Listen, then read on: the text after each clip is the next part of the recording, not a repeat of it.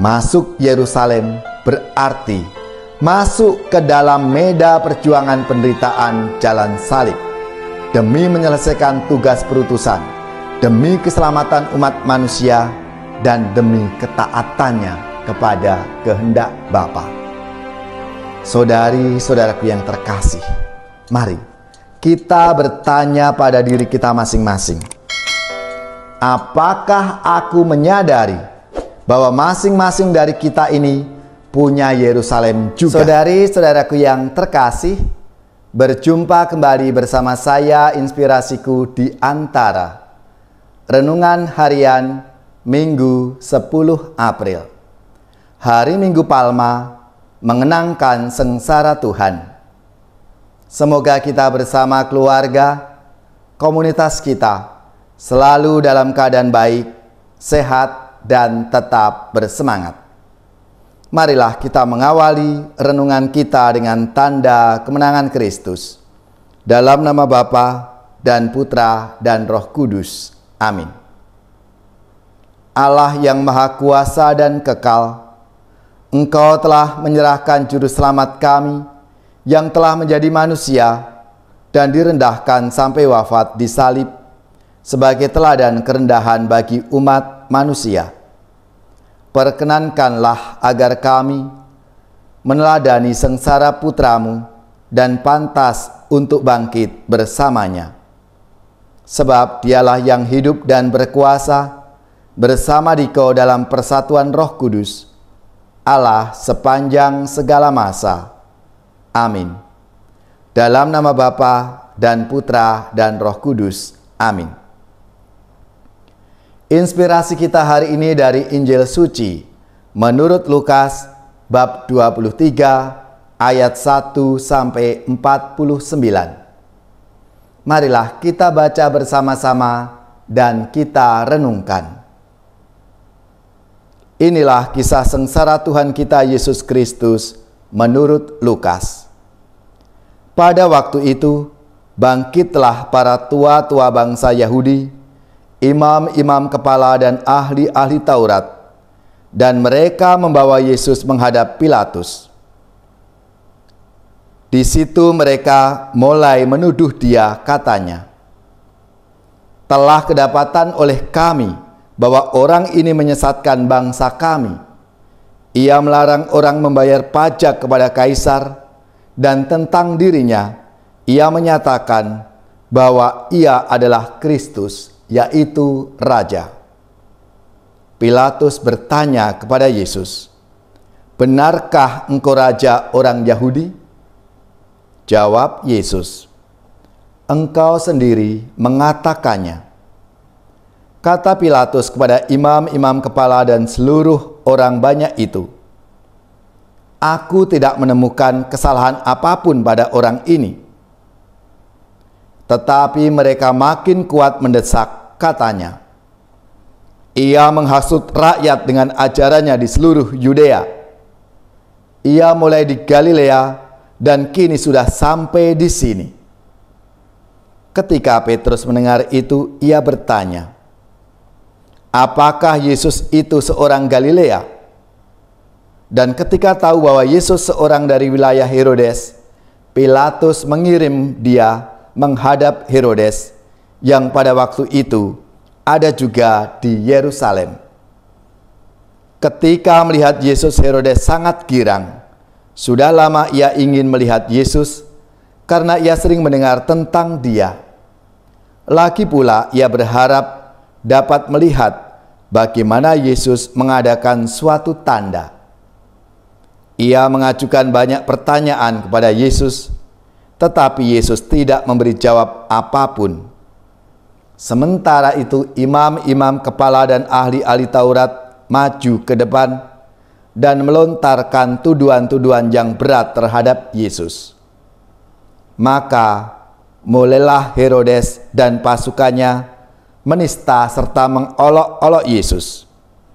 Ia mengenakan jubah kebesaran kepada Yesus, lalu mengirim Dia kembali kepada Pilatus. Dan pada hari itu juga bersahabatlah Herodes dan Pilatus yang sebelumnya bermusuhan. Lalu Pilatus mengumpulkan imam-imam kepala serta rakyat dan berkata kepada mereka, "Kamu telah membawa orang ini kepada aku sebagai seorang yang menyesatkan rakyat. Kamu lihat sendiri bahwa aku telah memeriksanya, dan dari kesalahan-kesalahan yang kamu tuduhkan kepadanya, tidak ada yang kudapati padanya." Herodes pun tidak menemukan kesalahan padanya, sehingga ia mengirimkan kembali kepada kami. Sesungguhnya tidak ada suatu apapun yang dilakukannya yang setimpal dengan hukuman mati. Jadi, aku akan menghajar dia lalu melepaskannya. Sebab Pilatus wajib melepaskan seorang tahanan rakyat pada hari raya itu. Tetapi mereka berteriak bersama-sama, "Enyahkanlah dia, lepaskanlah Barabas bagi kami." Barabas ini dimasukkan ke dalam penjara berhubung dengan suatu pemberontakan yang telah terjadi di dalam kota dan karena pembunuhan. Sekali lagi Pilatus berbicara dengan suara keras kepada mereka karena ia ingin melepaskan Yesus. Tetapi mereka berteriak membalasnya, "Salibkanlah dia, salibkanlah dia." Kata Pilatus untuk ketiga kalinya kepada mereka, "Kejahatan apa yang sebenarnya telah dilakukan orang ini? Tidak ada suatu kesalahan pun yang kudapati padanya yang setimpal dengan hukuman mati. Jadi, aku akan menghajar dia lalu melepaskannya." Tetapi dengan berteriak mereka mendesak dan menuntut supaya Yesus disalibkan. Akhirnya mereka menang dengan teriakan mereka. Lalu Pilatus memutuskan supaya tuntutan mereka dikabulkan. Jadi Pilatus melepaskan Barabas yang dimasukkan ke dalam penjara karena pemberontakan dan pembunuhan itu sesuai dengan tuntutan mereka. Ketika membawa Yesus untuk disalibkan, para serdadu menahan seorang yang bernama Simon dari Kirene yang baru datang dari luar kota, lalu meletakkan salib Yesus di atas bahunya supaya ia memikulnya sambil mengikuti Yesus. Sejumlah besar orang mengikuti Yesus, di antaranya banyak perempuan yang menangisi dan meratapi dia. Yesus berpaling kepada mereka dan berkata, "Hai putri-putri Yerusalem, janganlah kamu menangisi aku, melainkan tangisilah dirimu dan anak-anakmu. Sebab lihat, akan tiba masanya orang berkata, berbahagialah perempuan mandul, berbahagialah perempuan yang rahimnya tidak pernah melahirkan dan yang tidak pernah menyusui. Maka orang akan mulai berkata kepada gunung-gunung, runtuhkanlah menimpa kami, dan kepada bukit-bukit, timbunlah kami. Sebab jikalau orang berbuat demikian terhadap kayu hidup, apakah yang akan terjadi dengan kayu kering?" Bersama Yesus digiring juga dua orang lain, yaitu dua penjahat untuk dihukum mati bersama-sama dengan dia. Ketika mereka sampai di tempat yang bernama Tengkorak, mereka menyalibkan Yesus di situ. Kecuali Yesus, disalibkan juga kedua orang penjahat itu, yang seorang di sebelah kanan, yang lain di sebelah kirinya. Ketika bergantung di salib, Yesus berkata, "Ya Bapa, ampunilah mereka, sebab mereka tidak tahu apa yang mereka perbuat." Dan mereka membuang undi untuk membagi pakaian Yesus. Orang banyak berdiri di situ dan melihatnya. Pemimpin-pemimpin mengecek Yesus, katanya, "Orang lain ia selamatkan, biarlah sekarang ia menyelamatkan dirinya sendiri, jika ia benar-benar Mesias, orang yang dipilih Allah." Juga prajurit-prajurit mengolok-olok dia. Mereka mengunjukkan anggur asam kepadanya dan berkata, "Jika engkau raja orang Yahudi, selamatkanlah kami." Ada juga tulisan di atas kepalanya, "Inilah raja orang Yahudi." Salah seorang dari penjahat yang digantung itu menghujat Yesus, katanya, "Bukankah engkau di Kristus? Selamatkanlah dirimu dan kami." Tetapi penjahat yang seorang lagi menegur dia, katanya, "Tidakkah engkau takut juga tidak kepada Allah, padahal engkau menerima hukuman itu yang sama? Kita memang selayaknya dihukum, sebab kita menerima balasan yang setimpal dengan perbuatan kita. Tetapi orang ini tidak berbuat sesuatu yang salah." Lalu ia berkata kepada Yesus, "Yesus, ingatlah akan aku apabila engkau datang sebagai raja." Kata Yesus kepadanya, "Aku berkata kepadamu, sesungguhnya pada hari ini juga engkau akan ada bersama-sama aku di dalam Firdaus." Ketika itu kira-kira pukul 12, kegelapan meliputi seluruh daerah itu sampai jam 3, sebab matahari tidak bersinar. Ketika itu tabir bait suci terbelah dua. Lalu Yesus berseru dengan suara nyaring, "Ya Bapa, ke dalam tanganmu kuserahkan nyawaku." Dan sesudah berkata demikian, Yesus menyerahkan nyawanya.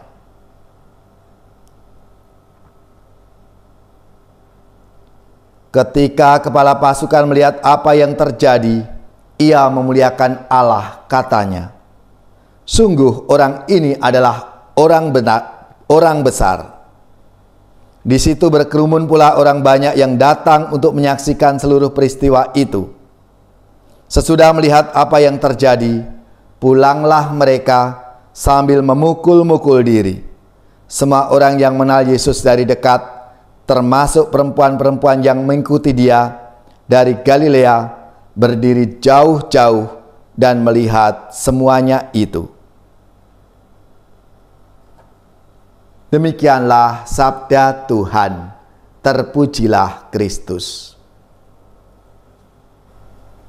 Saudari-saudaraku yang terkasih, hari ini kita mulai memasuki serangkaian perayaan Pekan Suci. Pekan Suci yang merupakan puncak dari seluruh tahun liturgi, puncak seluruh karya keselamatan Allah yang telah dinanti-nantikan sejak zaman Adam, lalu kedatangan Yesus Kristus hingga akhir zaman.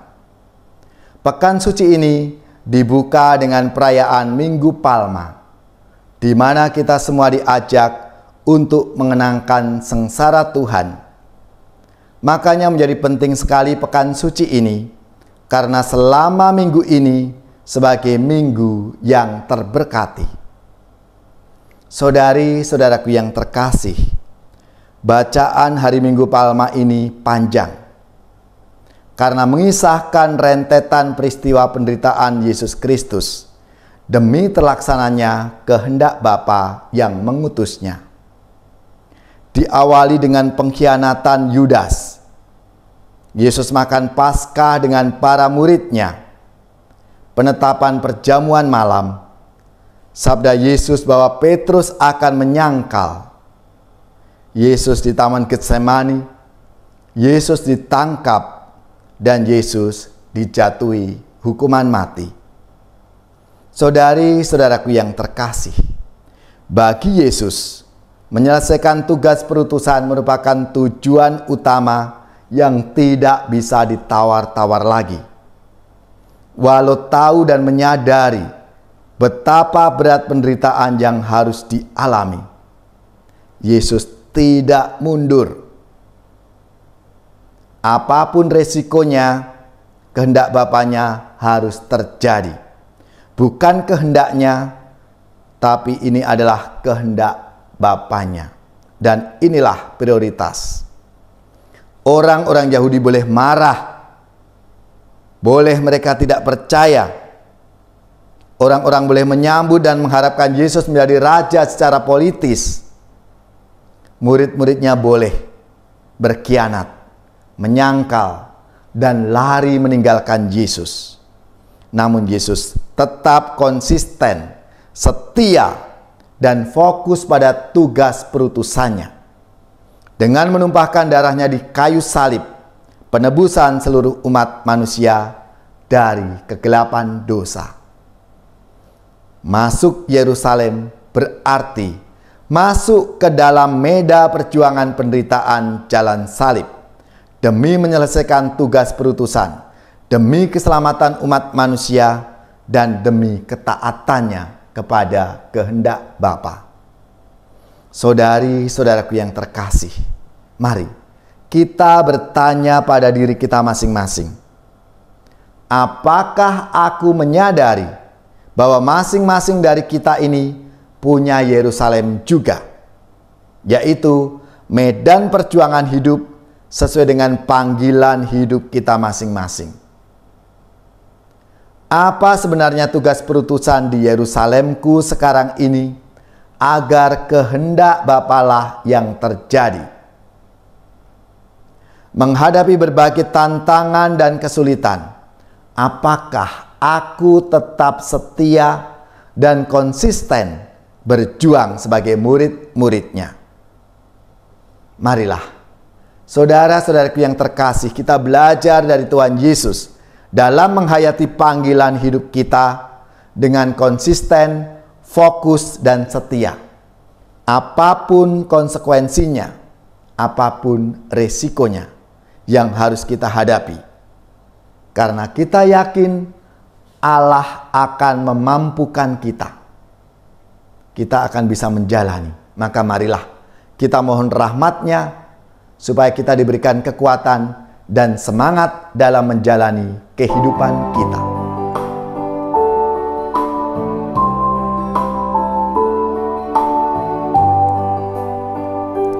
Terpuji Raja Kristus, mulia selamanya, tanpa batas kasih-Nya rela menderita. Penyelamat dunia, teladan pencinta,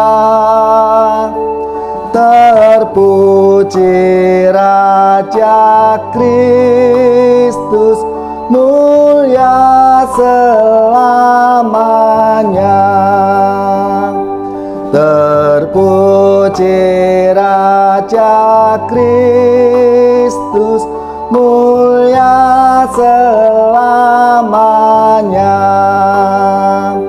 Dalam cinta kasih-Nya satu dengan kita. Sakramen yang mulia, hidupkanlah kita. Terpuji Raja Kristus, mulia selamanya. Terpuji Raja Kristus, mulia selamanya. Gembala yang utama, penjaga yang setia, tidak sampai hati domba sesat mati.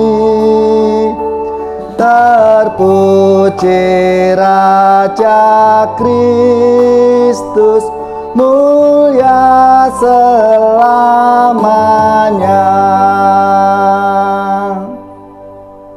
Saudari-saudaraku yang terkasih, marilah kita siapkan hati kita untuk menerima berkat Tuhan.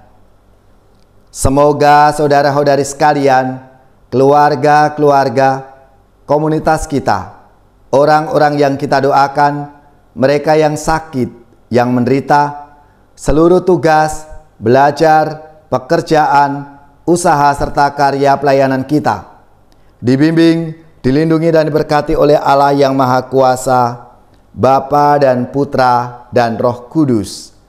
Amin.